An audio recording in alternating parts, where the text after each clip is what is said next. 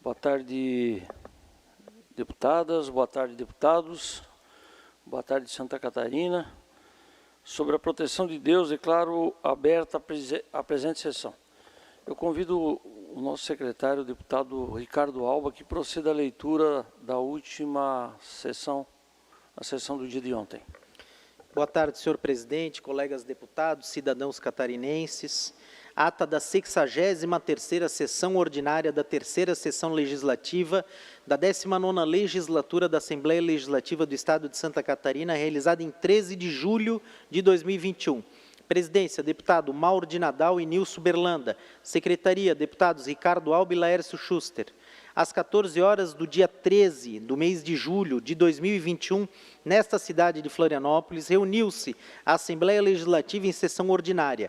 Havendo quórum regimental, o senhor presidente declarou abertos os trabalhos e convidou o senhor deputado Ricardo Alba, primeiro secretário, para proceder à leitura da ata da sessão anterior que, em consonância com o parágrafo 1º do artigo 106 do Regimento Interno, o senhor presidente deu-a por aprovada. Expediente, o senhor presidente solicitou que se procedesse à distribuição.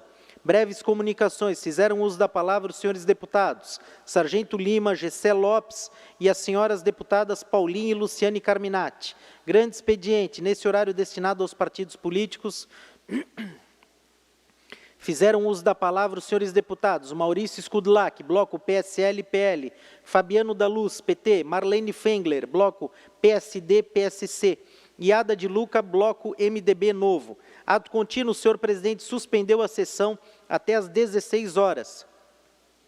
Reaberta a sessão, o senhor presidente adentrou no próximo horário. Ordem do dia. O senhor presidente comunicou que a Comissão de Constituição e Justiça apresentou parecer contrário aos projetos de lei números 97 e 102/2021. Após ser discutido pelos senhores deputados José Milton Schaeffer, Bruno Souza, Sargento Lima e a senhora deputada Luciane Carminati, foi aprovado por maioria em turno único o projeto de lei número 182/2021. Foram aprovados os pedidos de informação números 510 a 514/2021, as moções números 531 a 535, 537 e 538/2021. A moção número 530 foi rejeitada por votação nominal com o seguinte resultado: 4 votos sim, 22 votos não e nenhuma abstenção. E a moção número 536, retirada da ordem do dia por solicitação de líderes e acolhida pelo senhor presidente. Ainda foram aprovados os requerimentos números 1215 e 1216/2021.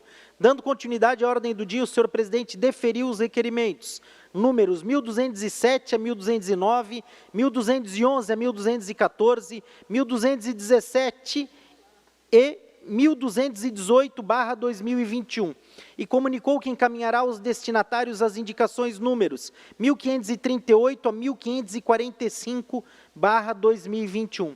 Ato contínuo, senhor presidente, por solicitação do senhor deputado José Milton Schaeffer, com a aquiescência dos líderes dos partidos, suspendeu a sessão, a fim de que a senhora diretora-presidente da Casan, Roberta Mas dos Anjos, fizesse uso da palavra para homenagear os 50 anos da entidade. Ato contínuo, o senhor presidente reabriu a sessão e anunciou o próximo horário. Explicações pessoais. Fez uso da palavra o senhor deputado Felipe Estevão. Nada mais havendo, o senhor presidente, antes de encerrar a sessão, convocou outra ordinária para quarta-feira, no horário regimental. Eu, primeiro secretário, lavrei a presente ata. Obrigado, deputado Ricardo Alba. Em consonância com o parágrafo 1º do artigo número 106 do Regimento Interno, dou a ata por aprovada.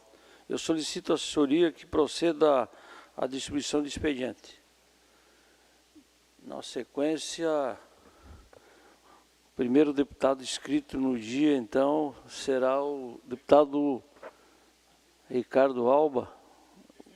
Sargento Lima, abre mão. Então, Vossa Excelência terá 10 minutos, deputado Ricardo Alba.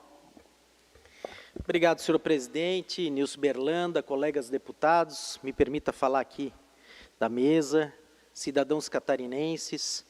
É com uma alegria muito grande, deputado Lima, que foi confirmada a agenda do governador do estado, na próxima sexta-feira, agora, dia 16/7, agenda em Blumenau, onde levará boas, excelentes notícias. A começar, falará sobre os 200 milhões de investimentos que esta casa aprovou para acelerar a duplicação da 470. Para onde é que vai esse recurso? Para o lote 1, para o lote 2, ou para todos os lotes? O governador do estado estará em Blumenau, sexta-feira, falando sobre esse tema, em reunião na ACIB, na Associação Empresarial, e também irá anunciar a retomada de uma importante obra na nossa região, que é o prolongamento da Via Expressa, a continuidade da SC 108, que começou lá em 2014, parou em 2017, por ordem do Tribunal de Contas do Estado, ela parou, por ordem do Ministério Público, e no final de maio, início de junho, houve a conclusão do termo de ajustamento de conduta entre o Ministério Público, a Secretaria de Infraestrutura, a empresa Setenco, e havendo esse ajuste, muito bem conduzido, diga-se de passagem, pelo promotor de justiça Gustavo Meirelles, de Blumenau, a quem eu cumprimento, o governador,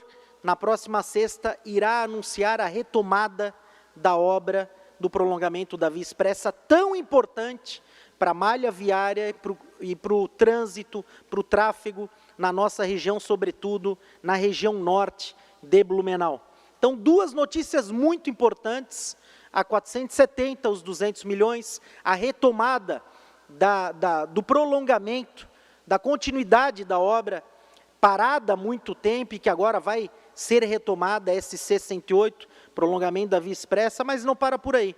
A agenda também será na FURB, o governador fará uma visita na Universidade Regional de Blumenau, onde teve um investimento recorde, não só na FURB, mas nas universidades comunitárias, estado afora, um recorde na Bolsa de Estudos para os acadêmicos. Então, a própria reitora e os acadêmicos farão uma homenagem ao governo do estado. E uma notícia também muito importante para completar: aproximadamente um mês atrás, eu levei o secretário André Mota, o secretário de Saúde, para conhecer as instalações, as novas instalações da Associação Renalvida em Blumenau, que está sendo construída no bairro Bom Retiro. Sensibilizamos o secretário, mostramos a importância da Associação Renalvida em Blumenau, desse trabalho que é feito em parceria com o Hospital Santa Isabel, um hospital que agora tem convênio junto à Secretaria de Saúde do Estado, que recebeu em 2019 13 milhões, um recurso vultoso que permite ao hospital continuar e ampliar o belo trabalho que vem sendo feito. Reconhecemos lá atrás Blumenau como a capital catarinense dos transplantes, justamente em razão desse profissionalismo do hospital, em parceria com a Renalvida, e agora o governo do estado, o governador Moisés e o secretário André Mota, também tem uma boa notícia para a Renalvida, farão um aporte de recursos, ajudando assim a concluir a obra da Renalvida no bairro Bom Retiro, que atenderá não só Blumenau, mas todo o estado de Santa Catarina. Será feito um aporte de 2 milhões do governo do estado, que nós fomos buscar, para ajudar a concluir a obra da Renalvida. Fica aqui um abraço para o Tarcísio Steffen, para o doutor Humberto, e para todos os médicos, para todo o corpo técnico, para todos os profissionais que fazem da Renalvida um sucesso, não só em Blumenau, mas em Brusque, em Timbó, em todas as unidades, prestando um serviço fantástico, que agora contará, deputado Berlanda, com o apoio do governo, já concedo a parte, com o apoio do governo do estado. Daí a importância de trabalharmos juntos, em sintonia, de levarmos os secretários para os municípios, para verem as estruturas dos municípios, para se sensibilizarem, para que a gente possa, em sintonia com o governo do estado, trazer cada vez mais recursos, investimentos e serviços, agora mais 2 milhões para a obra da Renalvida, para ajudar na conclusão dessa obra tão importante para todos os blumenauenses e catarinenses em Blumenau. Concedo a parte, deputado Berlanda. Deputado Alba, eu quero fazer um forte elogio a Vossa Excelência aqui pelo trabalho que o amigo, o deputado, tem feito por Blumenau. Eu tenho certeza que, por exemplo, os 200 milhões que foram aprovados aqui por todos nós, os parlamentares, para 470, e eu vejo aqui o deputado Ivan Nates também, mas faço um forte elogio ao amigo, porque fosse muito competente em argumentar a importância da duplicação da 470. Quando eu vejo aqui também, tem estabelecimento comercial, tem 3 estabelecimentos comerciais em Blumenau, eu vejo da dificuldade da via expressa ali, o prolongamento e a retomada daquela obra importante para Blumenau. Então, pode se sentir muito orgulhoso no dia de hoje, agora, principalmente na sexta-feira, com a visita do governador, mais ações na saúde, parabéns pelas ações dos deputados de Blumenau. E Vossa Excelência puxa à frente nesse aspecto e mostra a toda a população de Blumenau o grande trabalho que faz como parlamentar. Parabéns. Obrigado, senhor presidente. Concedo a parte. Concedo a parte, deputado Ivan Nates. De fato, como conversávamos ontem, né, deputado Alba, uma grande notícia para a nossa região.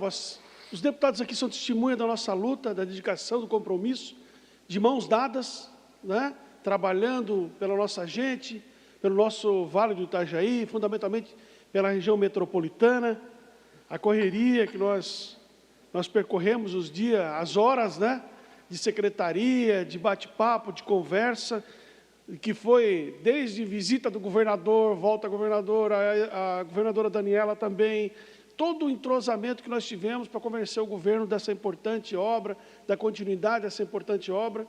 Então, quero registrar aqui que é um momento de muita felicidade para nós que estamos aqui no parlamento, lutando, né, por essa grande conquista. E agora, com a S68 andando, deputado Alba, nós temos outros desafios, né, que é captar recursos para 414, para fazer a ligação Vila Itopava, Pomerode, para a gente recuperar o piso asfáltico da Pomerode, Jaraguá do Sul, e a luta não para nunca. Então, uma etapa vencida, novas etapas que vão se construindo, e juntos a gente vai construir muita coisa boa para a nossa gente do Vale do Itajaí, fundamentalmente para a nossa querida Blumenau. A gente, então, fica muito feliz em ver o nosso trabalho dando resultado lá na ponta, né? Importante para o tráfego, para o trânsito da região, e nós tivemos também participação na retomada agora, na construção dessa retomada, através da nossa participação no termo de ajustamento de conduta, os recursos para as universidades, e no caso em tela, o recorde de bolsas acadêmicas para os estudantes da universidade, nos deixa muito feliz, enquanto aluno egresso também da FURB que sou, e agora o aporte de 2 milhões para ajudar na conclusão da Renalvida em Blumenau. Parabéns ao governo do Estado e parabéns a todos nós que conseguimos concretizar essa melhoria, não só para Blumenau, mas para todo o Vale do Itajaí e para Santa Catarina. Obrigado, senhor presidente. Obrigado mais uma vez, deputado Alba, e parabéns pelo assunto. Próximo deputado, deputado Sargento Lima. Deputado, Vossa Excelência terá 10 minutos. Mas antes desse momento, eu gostaria de passar a presidência aqui ao nosso secretário Ricardo Alba, que dê sequência à sessão no dia de hoje. Senhor presidente, senhores deputados, todos aqueles que nos acompanham, no dia de hoje, até aproveitar ainda a presença do deputado Nilson Berlanda, que nos recebeu hoje em seu gabinete para o nosso almoço de bancada. Hoje estivemos ali conversando sobre um importante assunto, né, um assunto importantíssimo, né, e a presença ali dos deputados do Partido Liberal, do PL, o nosso líder Ivan Nates, o deputado Maurício Scudilá, que também estava presente ali, que quero expressar aqui da minha alegria de fazer parte desse partido que já é forte, já é grande e que cresce aí de forma extraordinária em todo o Estado, se solidificando aí como uma representatividade política muito grande em nosso Estado. E nesses encontros de bancada que nós temos, nós tentamos abordar ali os assuntos e pautar os assuntos mais importantes que são comentados no estado de Santa Catarina. Abordamos hoje o assunto que fala de um importante capital social que Santa Catarina possui, que é a segurança pública. Investidores procuram o nosso estado em decorrência do fato de que Santa Catarina é um estado seguro. Existe uma grande diferença, um diferencial muito grande entre os preços cobrados, inclusive para seguro de carga, seguro veicular, porque é considerado um estado seguro, diferente de outros estados da federação, em que esses valores são muito maiores. Então, nós temos um débito com a nossa segurança pública, quando nós observamos a coisa por esse prisma, tá? Por esse lado. E é importante a gente sempre se lembrar disso, diante de qualquer uma das decisões que nós tenhamos que tomar aqui nesse parlamento. Quando nós visitamos, né, a gente tem a oportunidade de visitar outros estados, e um empreendedor, ele vai lá iniciar a construção de sua empresa, em outros estados da federação, ele constrói primeiro um muro, primeiro uma guarita, contrata uma empresa de segurança privada e, por último, lá dentro, ele vai construir o galpão e colocar suas máquinas lá dentro. Aqui em Santa Catarina, a gente observa que acontece um processo inverso. Aqui se constrói primeiro o galpão, se coloca as máquinas lá dentro, se contrata e, por último, ele vai investir no muro, às vezes é simplesmente uma cerca viva na frente da empresa, né? Então, esse tipo de economia que esse capital social chamado segurança pública significa, ela torna o estado de Santa Catarina mais atrativo para os investidores, e não somente para os empresários investidores, para aqueles que buscam um local seguro para criar sua família. Nós conhecemos quantas e quantas pessoas de outros estados que escolhem o estado de Santa Catarina para viver, para criar seu filho, né, para criar sua família, e nós damos tanta importância a essa instituição chamada família, nós da direita, né, nosso lema, Deus, Pátria e Família, e às vezes nós esquecemos que você conseguir fornecer uma vida saudável para sua família é também se preocupar com segurança pública. Então, a gente poderia discorrer aqui uma tarde inteira da importância desses profissionais. E eu não quero aqui falar sobre questões salariais, né? Isso deveria, assim, sempre partir do executivo, essas situações, não me aprofundar nesse assunto. Mas tem assuntos que a gente pode discutir, sim, nesse entorno, deputado Alba, sabe? Que é a famosa segurança jurídica. Por que digo isso? Que talvez seja aquilo que mais falta, que mais o profissional de segurança pública ele sente, é essa inconstância ou então a ausência de uma segurança jurídica que possa lhe ser proporcionada. Falo isso de defensoria. O deputado Nats é um deputado atuante, militante, né, não só na região dele, mas todo o estado, sabe muito bem, se o sujeito ele cometeu um crime, ele vai lá e vai constituir, e ele não tem recursos financeiros, ele vai ter a defensoria pública que lhe acolha, né, como um direito que ele adquiriu. Mas o policial militar, muitas vezes, no exercício da sua função, né, ele acaba se envolvendo em uma situação adversa, porque ninguém chama a polícia para uma situação que seja de tranquilidade, pacífica, sempre para situações adversas que extrapolam a normalidade.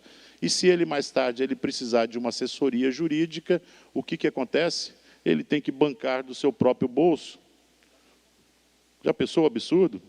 O Estado ele promove a assessoria jurídica, a defesa do criminoso, mas não garante isso ao profissional de segurança pública.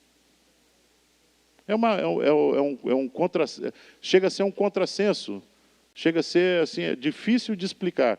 Eu já estive aqui nessa tribuna várias vezes tentando explicar coisas que são ilógicas aos olhos da razão.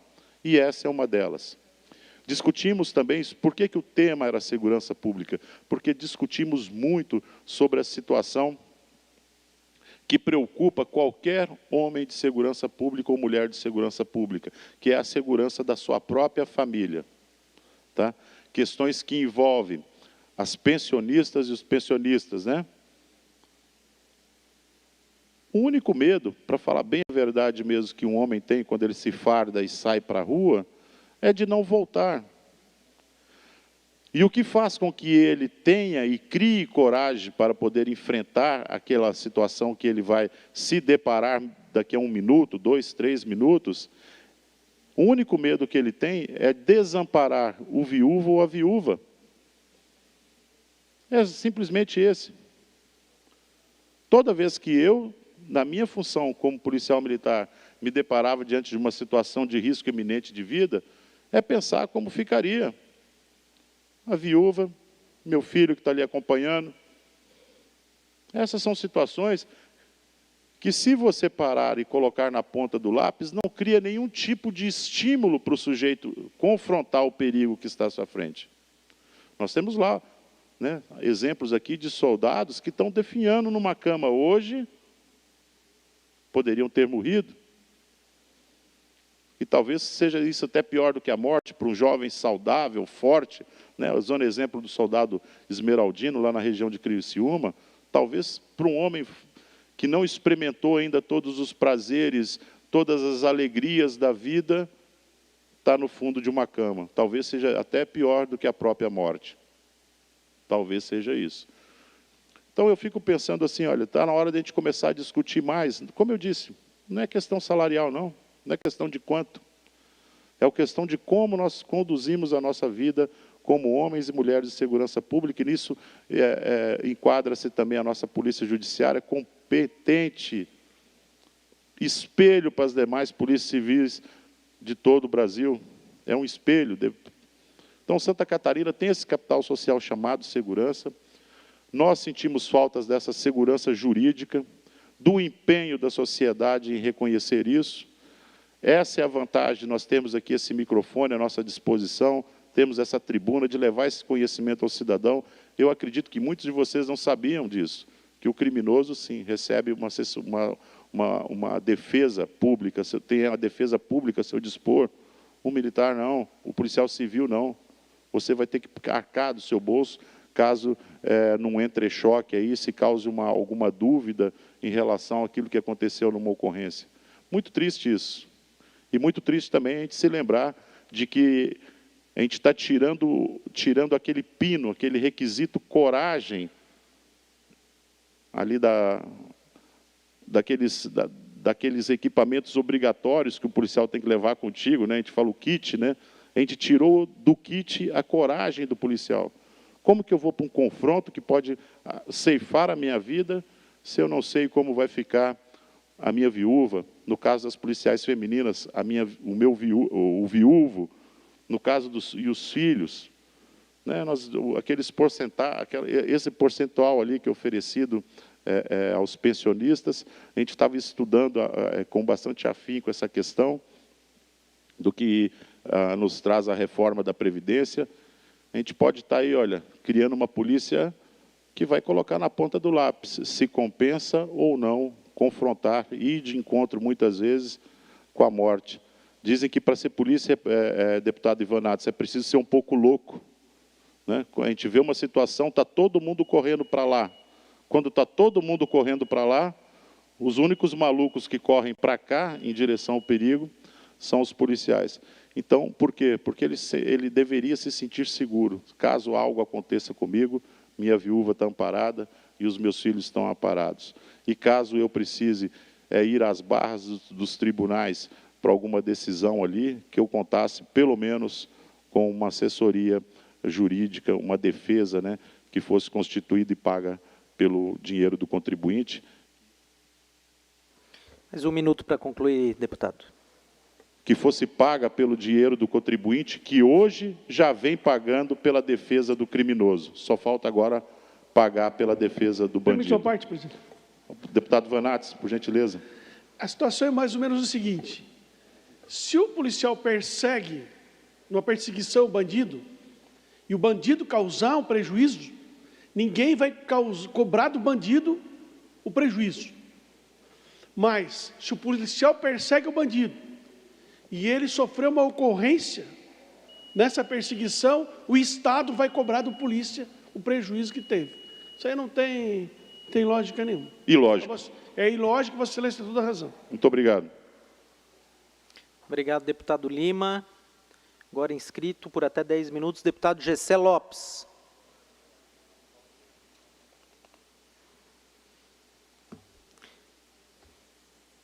Por até 10 minutos, deputado Felipe Estevão.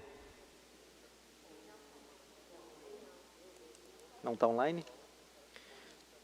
Deputada Paulinha.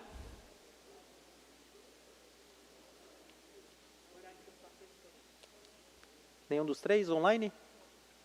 Então, passemos agora ao horário dos partidos políticos. Primeiro partido, por até 7 minutos e 30 segundos, bloco PDT, PSDB, Republicanos.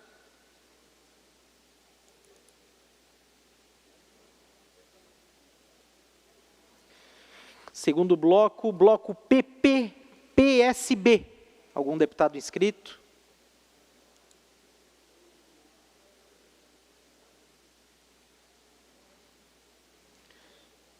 Bloco PSD, PSC.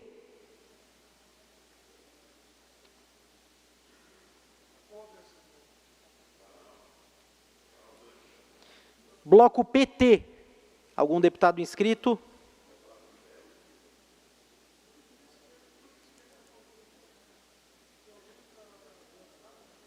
Bloco MDB Novo.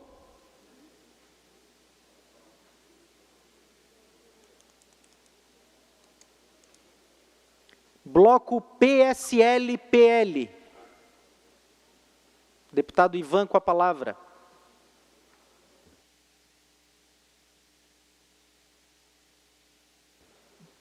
Pelo tempo de até 15 minutos, deputado.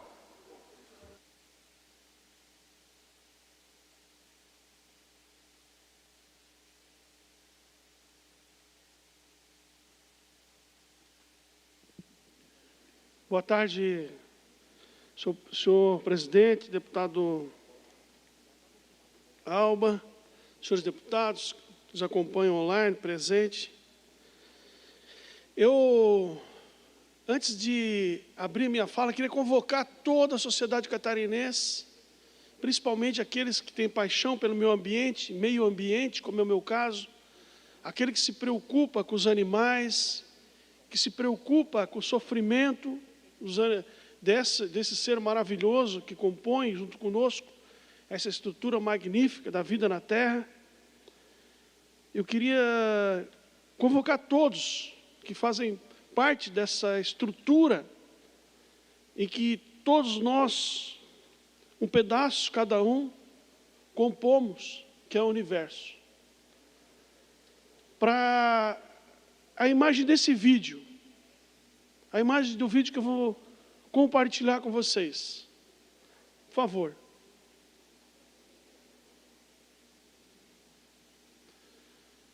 Aí nós temos um dos elementos mais extraordinários que visitam no inverno as nossas águas em busca de alimento, tranquilidade, acasalamento, procriação e manutenção da vida.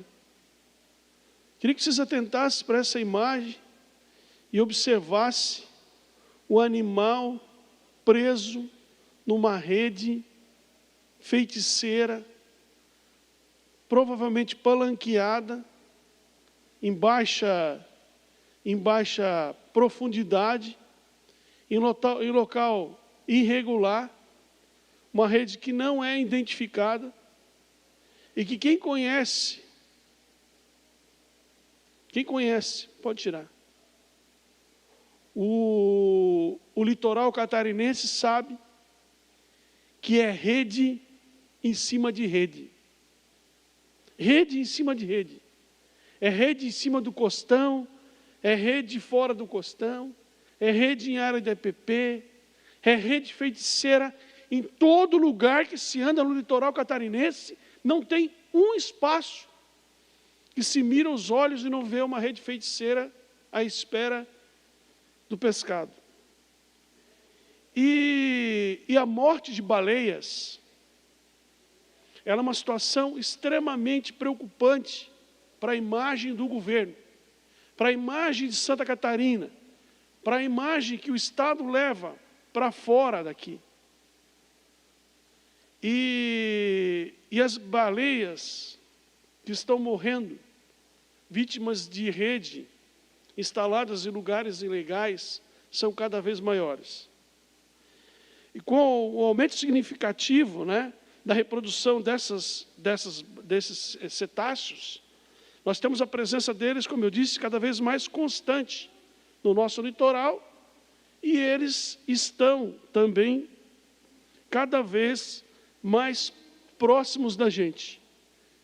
E a proximidade do ser humano com o animal faz com que ele se acostume e passe a frequentar espaços que são garantidos para eles,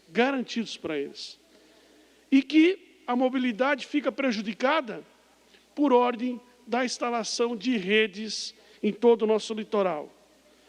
Segundo uma equipe do projeto de monitoramento de praias da Univale, a UMP Univale,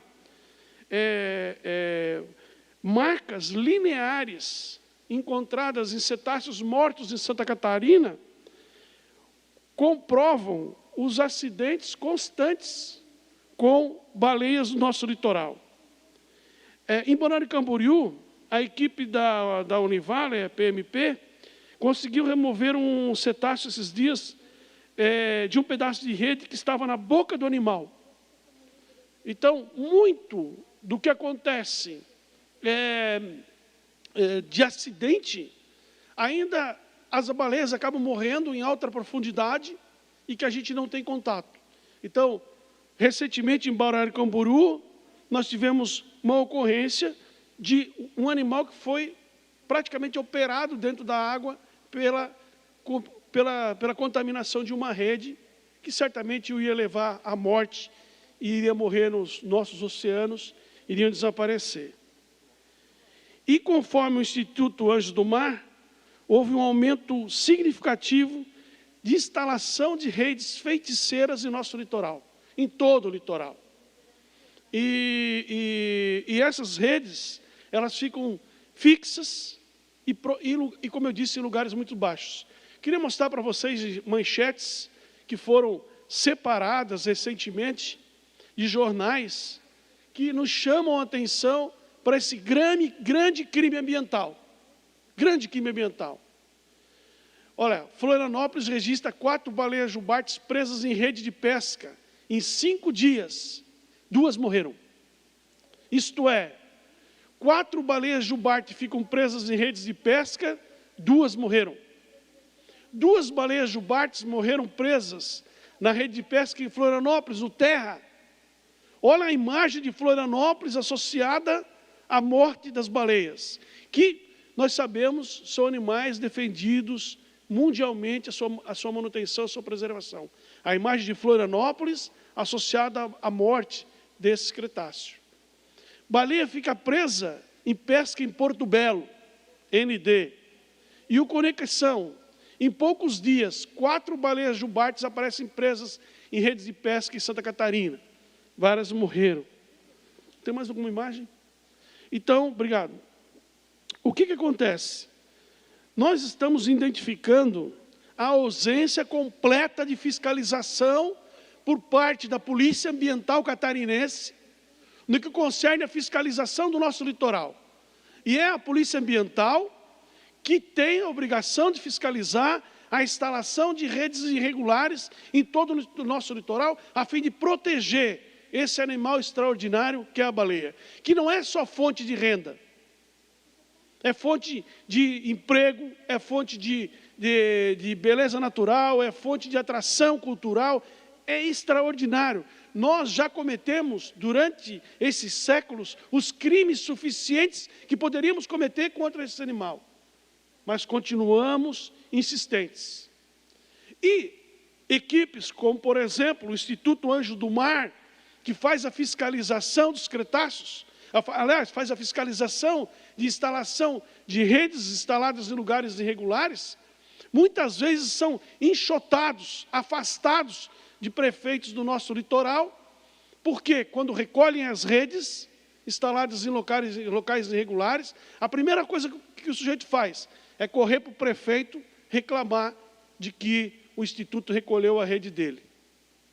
E o prefeito se movimentar para devolver a rede para o pescador. Então, nós precisamos criar um mecanismo de controle de instalação de rede. Nós precisamos saber quem são os proprietários dessas redes, se eles são pescadores artesanais, se eles vivem da pesca. As redes têm que ser identificadas com chips, com o endereço, com o nome do proprietário, porque hoje o sujeito instala a rede em um lugar irregular, mata uma baleia e não se consegue identificar quem é o proprietário da rede. Então, a Assembleia Legislativa, os catarinenses têm a obrigação de criar um mecanismo que identifique o proprietário das redes. Para quando a fiscalização se fizer, porque faz muito pouco, eu queria chamar a atenção aqui do comandante-geral da Polícia Ambiental de Santa Catarina, muito pouca, pelo menos é o que se vê, é o que se tem notícia, a fiscalização de instalação de redes ambientais no nosso litoral. Mas nós precisamos, urgentemente, identificar os proprietários dessas redes. Essas redes têm que ter autorização, tem que ter chip de localização, tem que ter identificação de localização. Se não de propriedade e localização, se não tiver, tem que ser recolhido, aberto um inquérito e identificado a pessoa por crime ambiental. Se nós queremos ser um Estado ambientalmente correto, nós precisamos avançar na questão do controle com redes de feiticeira no nosso litoral. É urgente.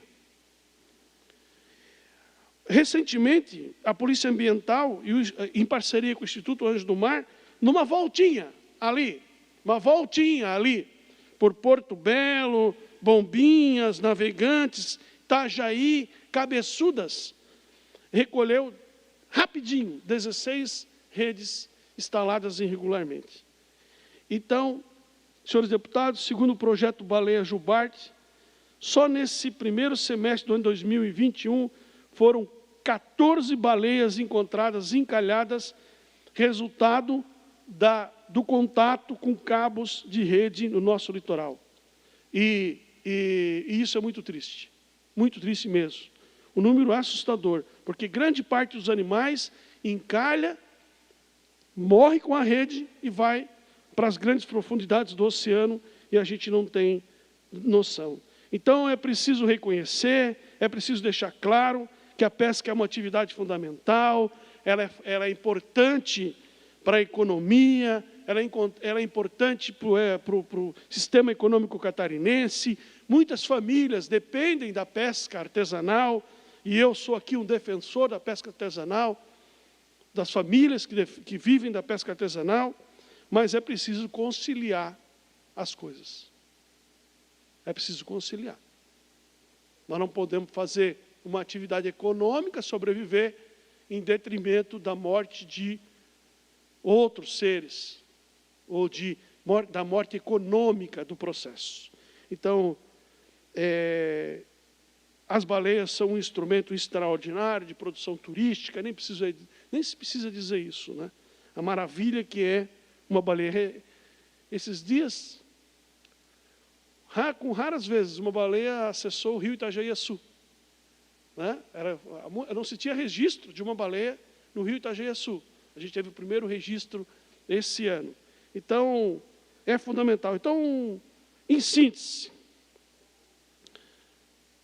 nós, da Comissão de Turismo e Meio Ambiente, vamos conversar com o comandante da Polícia Ambiental catarinense para ver o que a Polícia Ambiental está fazendo, qual o trabalho da Polícia Ambiental, vamos verificar se está faltando equipamento, se está faltando estrutura, o que a gente pode fazer para ampliar o controle. E também vamos construir, junto com a Polícia Ambiental, junto com os órgãos fiscalizatórios, uma legislação que permita identificar cada uma das redes que são instaladas no nosso litoral. Não tem identificação, não tem o nome do proprietário, o cadastro do pescador na colônia de pesca, a rede é irregular. E como irregular, deve ser recolhida. Então, eu convido todos os meus colegas, convido a fazer esse debate junto comigo, convido o comandante-geral da Polícia Ambiental do Estado de Santa Catarina, o coronel Paulo Sérgio Souza, para conversarmos aqui sobre os encaminhamentos que a Assembleia Legislativa pode dar para que baleia, filhote de baleia, pinguim, tartarugas, leões marinhos, todos esses animais que estão suscetíveis à prisão por redes próximas à área de costão e de circuito desses animais sejam protegidas. A morte, cada vez mais, desses animais entristece a cada um de nós e entristece o povo catarinense. Então, é um grande desafio que precisamos travar juntos. Muito obrigado. Obrigado, deputado Ivan. Com autorização do líder do bloco PDT, PSDB, Republicanos, deputado Marcos Vieira, deputada Paulinha, por até 7 minutos e 30 segundos. Senhor presidente, meus colegas, muito boa tarde a todos e todas. Me traz à tribuna 2 assuntos hoje. De forma muito breve, eu quero, por primeiro, enaltecer a figura do nosso querido amigo Altair Silva, hoje ocupando o espaço de secretário de Estado de Agricultura e Pesca, e também a Edilene, presidente da EPAGRE, juntamente com o governador Moisés, pelo lançamento de um programa que vai viabilizar recursos efetivos para captação e armazenamento de água nas comunidades que sofrem pela estiagem. Serão 300 milhões em 3 anos, meu querido presidente. Eu me questionava até pouco tempo como é que um estado tão rico em termos hídricos, com tanta riqueza hídrica, com tanto valor na agricultura, não tivesse ainda encontrado uma centelha de esperança para eliminar ou mesmo minimizar de forma significativa os impactos de um trauma para o povo catarinense. E hoje, no lançamento do programa que aconteceu, está concluindo nesse momento, iniciou às 14 horas, que eu tive o privilégio de acompanhar, o governo do estado volta o seu olhar para os pequenos agricultores, para a agricultura familiar, para homens e mulheres que provêm o nosso sustento com o suor do seu trabalho e que invariavelmente sofrem de uma maneira incontável e incalculável com os efeitos da estiagem. Um efeito natural que foge ao nosso controle. Ter um governo que aplica um recurso nessa ordem de grandeza para as pequenas comunidades, para os proprietários, para que eles possam fazer captação e manter sistemas de armazenamento seguros, é algo que merece mais do que o nosso elogio. A nossa gratidão e a nossa palavra firme de valoração de um governo que, de fato, olha pelos menores. O segundo tema que eu trago, senhor presidente, também tem a ver com gratidão, mas dessa vez ao parlamento catarinense. Um projeto de lei de autoria de um parlamentar, de autoria nossa, ele só chega às portas do plenário com muito entendimento promovido aqui. Um projeto de lei, ele passa por diversas comissões, eventualmente sofre alterações, audiências públicas, e então, quando a matéria se encontra madura, ela vem para a aprovação de cada um de nós. E hoje nós vamos ter o projeto de lei 132.1 de 2019, de nossa autoria, que chegou aqui por meio de um caso trazido por um servidor do Estado na época, que hoje é vereador do município de Bombinhas, o vereador André Luiz. Ele, nas suas vistorias, me pautou de uma lei de 2012, na verdade, que estabelece, depois o Estado regulamentou por meio de decreto, que garante o benefício assistencial de caráter financeiro nos casos de gestação múltipla, para famílias que têm trigêmeos ou mais. De fato, é uma ajuda que chega em boa hora para um pai que se programa, para um casal que se programa eventualmente para ter um filho e recebe 3, 4, 5 crianças numa única vez. No entanto, esta lei faltou um detalhe, que era o estabelecimento do teto, que essas famílias pudessem receber esse auxílio financeiro, desde que, obviamente, se encontrassem em situação de risco. Nós tivemos casos de família, uma família que foi relatada à época para mim, ela mora num apartamento confortável de beira-mar, numa cidade litorânea, de muito valor econômico e recebia o subsídio de R$ 1.200. Então, nós entendemos o quê?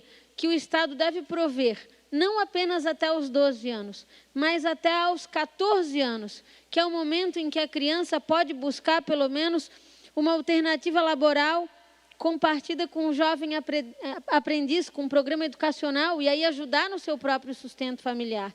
Estendemos o benefício até 14 anos, mas também estabelecemos que este direito só é consagrado para aqueles que realmente têm deficiência econômica para sustentar os seus lares, aqueles que são menos favorecidos, que têm uma situação econômica mais rasa.